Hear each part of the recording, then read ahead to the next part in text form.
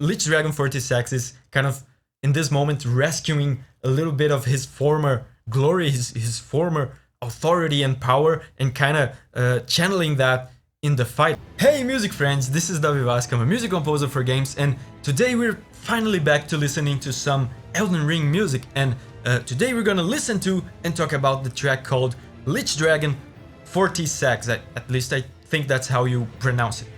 Let's go. Oh wow.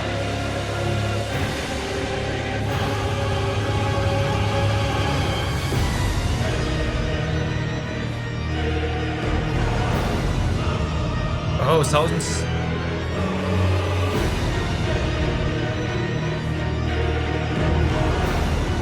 terrifying. Oh man. So dissonant. Oh. Beautiful solo cello.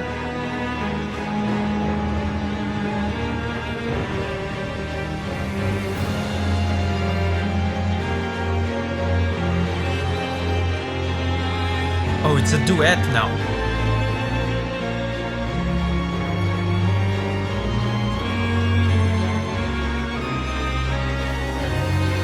There is a lot going on here, and it all sounds very, very disturbing. It sounds very full. There's the organ, and the orchestra is a very full, fat, rich sound.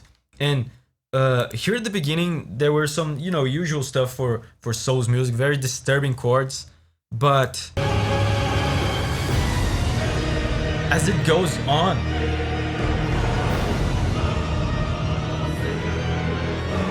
see, this kind of movement like this sounds very dissonant, very, very dissonant and chaotic.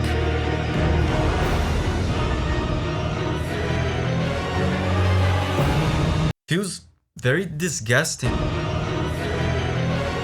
Like, check this out, check this movement, the contrast between what he's doing in the bass here and on the upper voices in the choir. He's doing something like this. And these two notes sound very, very dissonant, very unpleasant. And just by the name of the track, Lichdragon Fortissax, I can probably assume it's some sort of undead kind of dragon. Judging by how the music sounds, I would say it's something very, very grotesque and terrifying, and even maybe kind of disgusting. This actually reminds me a lot of the theme for Ludwig from Bloodborne, which was also very disgusting and just, you know, despicable, abominable. This feels like that as well, and it's even difficult for me to analyze because it strays so far from normal music theory. It's so chaotic, there's so much dissonant stuff that doesn't go along together at the same time, that it is difficult to figure out what's going on, which was the same sensation that I had when I heard Ludwig.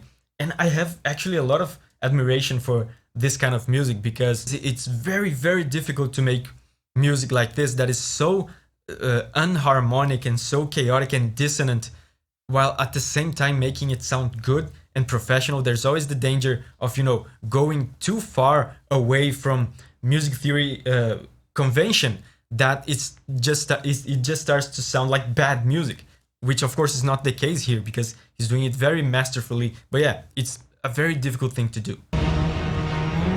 And then there's this solo on the cello. Sounds very soulful, very dramatic. And then it becomes a duet. I've said on the past here how... oh, beautiful. How in these Soulsborne themes they often use the solo instruments to represent the voice, the unique human voice of a character. I haven't played Elden Ring yet. I don't know if in Elden Ring, like, the dragons, they are sentient, they have like personalities and thoughts and emotions, and they talk and stuff. I remember on Dark Souls 1, you have like Sif, the Scale, has betrayed his own and he went mad, so he has kind of a personality. I assume it's this way in Elden Ring as well. And the duet here, the solos here, are maybe representing some sort of tragedy, some sort of drama pertaining to this dragon.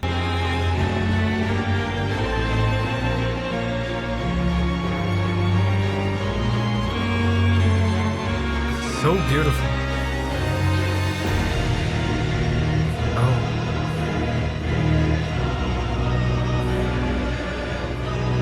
The organ in this is so heavy.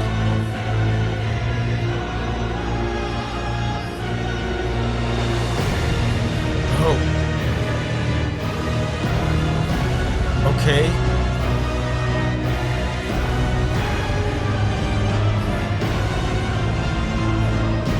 Complete horror.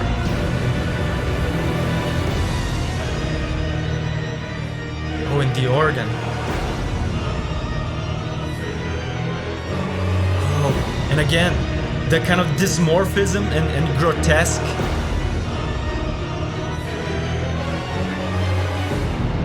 So disturbing. Oh, and that's the second phase, probably.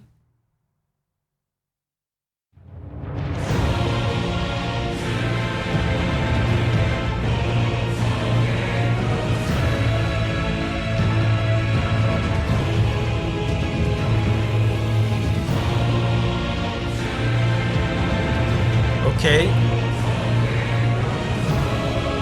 Oh.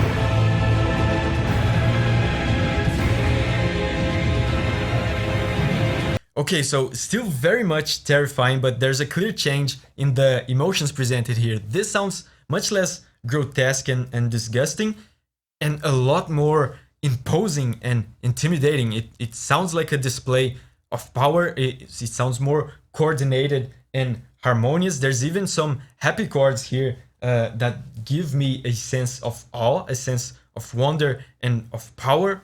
Notice the happy chords.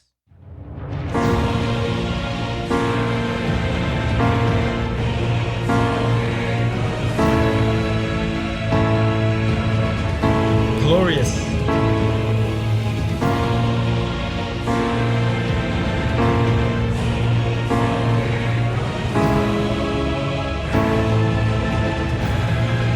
So powerful and intimidating.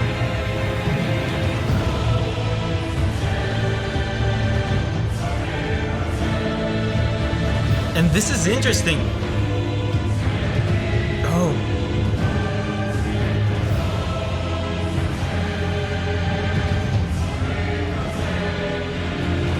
There's a melody going on.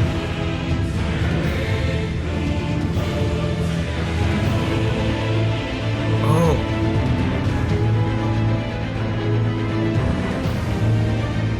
Oh, see, this is very positive actually. Sounds a lot more positive. I was gonna say that this is interesting because they usually, for second phases, it is almost kind of a tradition by now. They almost always go with the triple meter for the second phases, the 1 2 3 1 2 3 1 2 3 1 2 3. This is not. This is a normal 4-beat measure. So that's interesting. Man, the evolution, the storytelling in this track is so awesome.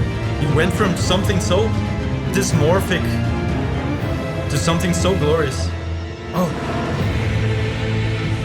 Oh, this is... It's that melody from before.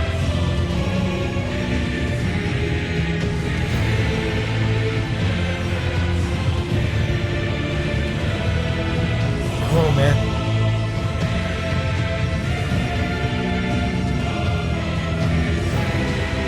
Jesus.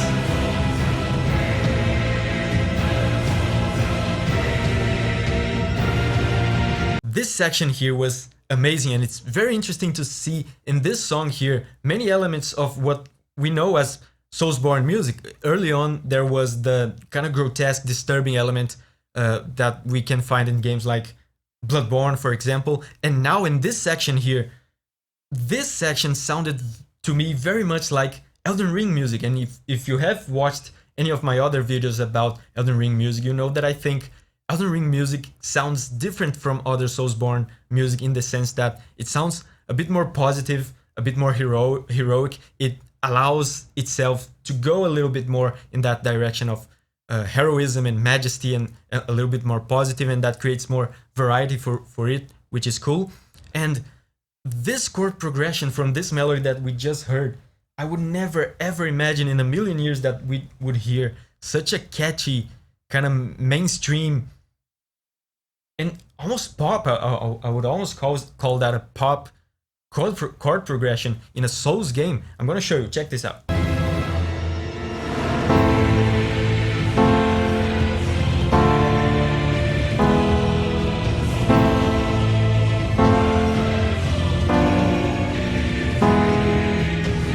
Just repeats.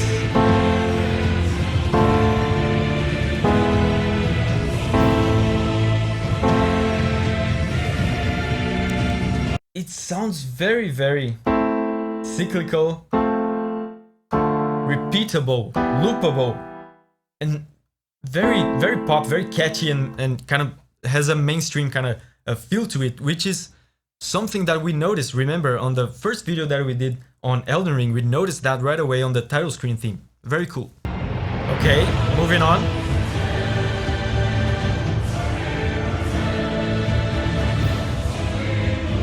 Oh, beautiful little moment there.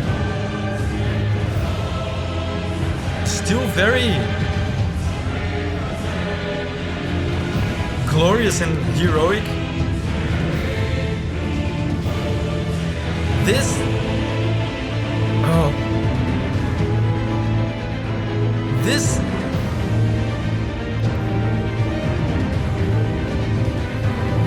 makes me think about this Lichdragon Fortissax. It makes me think that all this glory and this heroism makes me think that, you know, at the beginning it was disturbing and it felt like a grotesque kind of undead beast kind of thing. This makes me imagine that Lichdragon Fortissax is kind of in this moment rescuing a little bit of his former glory, his former authority and power, and kind of channeling that in the fight. I have no idea if any of this is actually true, but that's how it makes me feel.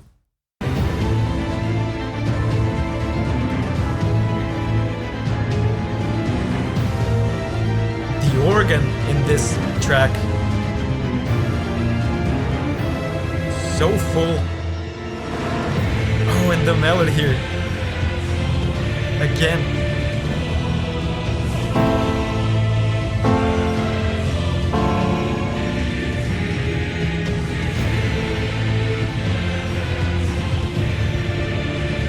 Such an epic melody.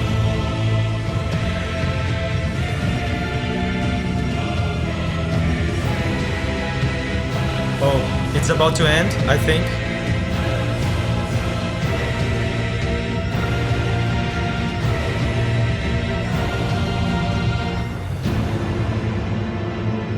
Oh, very uncomfortable ending. Wow, really cool to be listening again to Souls music here on the channel. It's always kind of nostalgic to me. I remember the good times I spent playing Dark Souls 1 way back in the day in my formative years, even before I became a music composer for games. But hey, I have more videos like this one. I have more videos on Elden Ring, on Bloodborne, Dark Souls. You can choose, just pick one. And remember, whenever you're ready to spread your wings and go on a music journey again, I'll see you there.